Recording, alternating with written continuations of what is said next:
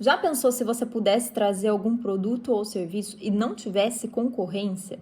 É isso que a Estratégia Oceano Azul é sobre este assunto, né? Para quem não sabe, Estratégia Oceano Azul é o nome de um livro, que é este livro aqui, muito interessante, dos autores W. Chan Kim e René Malborn, que é um livro que explica exatamente, né, como é que você, empreendedor, empreendedora, pode trazer um serviço totalmente inovador e disruptivo para um campo do mercado que ainda não está ocupado e que tem pessoas procurando. Eu vou dar 2 exemplos aqui para vocês. E depois vou explicar para vocês como é que nós, profissionais da sustentabilidade do oceano, a gente pode usar da estratégia Oceano Azul para trazer serviços e produtos completamente diferentes e disruptivos, né, do que existe hoje no mercado.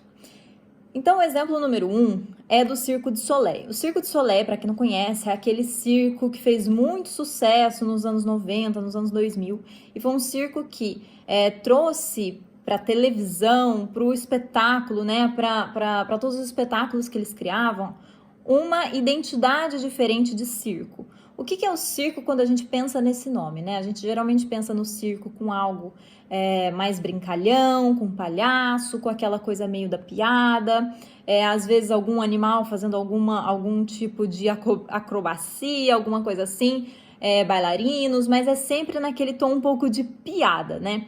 E o Circo de Soleil, quando ele começou as operações, ele quis eliminar tudo isso que um circo convencional tinha. Então ele eliminou essa parte mais da piada e ele trouxe artistas muito bem qualificados.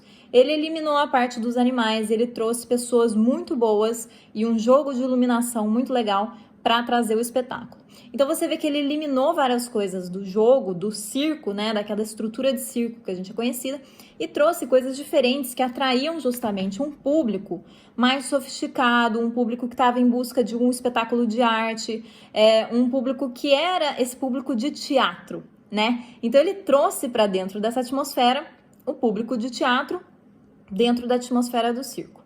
Outra coisa que o Circo de Soleil fez foi reduzir os custos completamente, porque quando você fala de trazer animais para dentro de um espetáculo, você tem que pagar o seguro dos animais, o treinamento e até lidar com situações que às vezes são inesperadas. Exemplo, o animal fica doente, você tem que pagar um veterinário. Tudo isso acontecia, né, dentro dos circos de antigamente, quando os animais eles eram aí, permitidos dentro de algumas estruturas.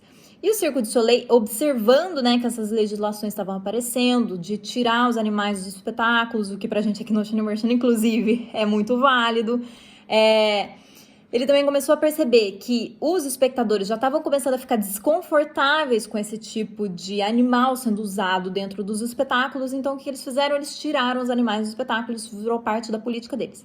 E começaram a investir mais em pessoas, em jogo de iluminação, nessa parte do espetáculo, e criaram realmente um espetáculo.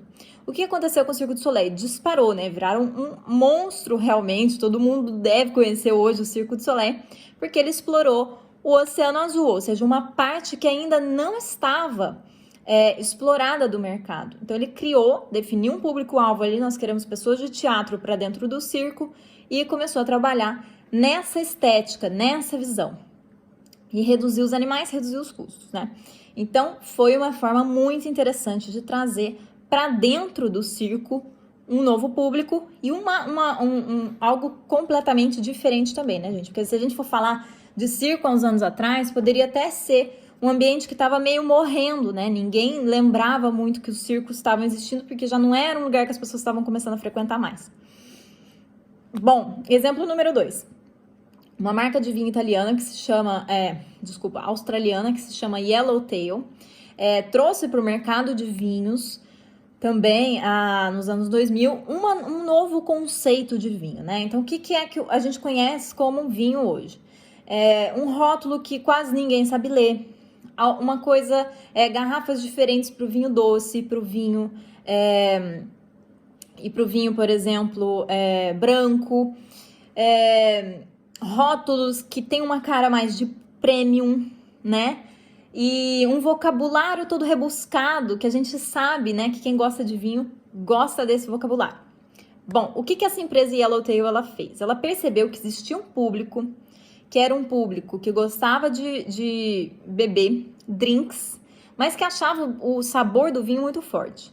Então ela começou a trabalhar com esse público, ela foi adocicando o vinho que eles produziam e criaram um vinho mais doce, voltado para esse público,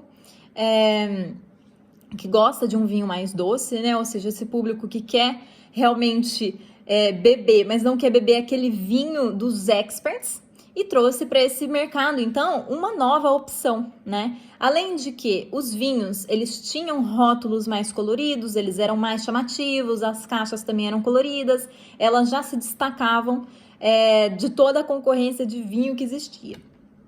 Então é muito interessante quando a gente começa a pensar assim. Você analisa um público que já existe, você analisa as preferências dessas pessoas e você traz algo inovador para elas. Exemplo, um vinho com sabor adocicado. Então eles reformularam aí o conceito de vinho também. Por que eu tô falando sobre isso? Porque o que tem a ver Circo du Soleil com vinho, com sustentabilidade?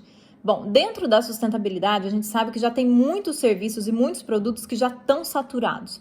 Exemplo, você vai criar mais um projeto, por exemplo, eu inclusive fiz isso há 2 anos atrás. Eu criei vários daquelas palhinhas, né, os canudos de vidro. Mas depois eu vi que já tinha muita gente fazendo e tinha pessoas fazendo por um preço muito mais baixo do que o meu.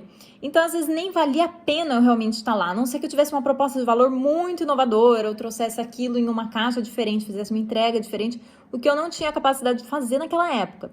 Então, o que eu fiz? Eu desisti dessa ideia e acabei vindo para o mercado da educação. Por quê? Porque aqui na educação ainda faltam pessoas que falam de oceano, ainda faltam pessoas que falam de sustentabilidade com um quê divertido, com um quê positivo.